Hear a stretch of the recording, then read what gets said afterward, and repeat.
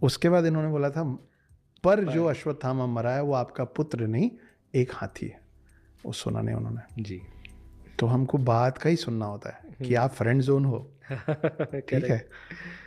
तो वो जो द्रोणाचार्य के साथ हुआ था, उसके एवज में, उसके पहले तक अश्वत्थामा पूरे विधि विधान से, रूल्स रेगुलेशन से लड़ रहे थे कि सूर्यास्त होता है, शंख बजता है, युद्ध रुक जाता है।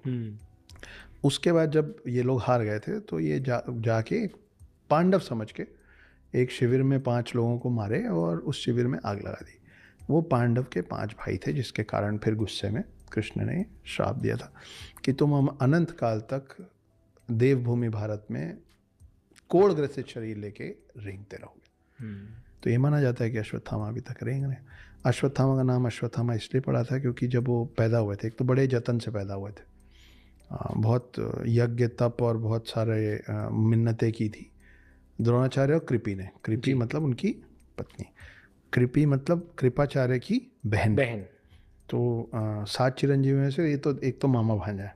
महाभारत में सिर्फ एक ही मामा भांजा नहीं है, जी, 2-3 मामा भांजा है ना। कृष्ण भी मामा है, और 2 शिव जी के स्वरूप हैं, एक हनुमान जी और एक अश्वत्थामा। एक अश्वत्थामा। और मामा 3 है, एक शकुनी मामा है, एक कृष्ण मामा है और एक कृपाचार्य है। तो ये 2-3 बड़े बड़े मामा हैं। तो कहाँ थे हम? हाँ, तो अश्वत्थामा जब पैदा हुए थे तो सबसे पहले उनके मुंह से हिनहिनाने की आवाज़ निकली थी, हॉर्सेस वॉइस। ओह अच्छा।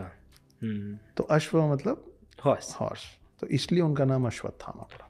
इंटरेस्टिंग। हाँ, तो ऐसा माना जाता है वो अभी भी, जो कि उनको श्राप मिला था अनंत काल तक कोड़ ग्रसित शरीर लेके, फिर उसी समय उनका मणि कृष्ण जी ने निकाल लिया था।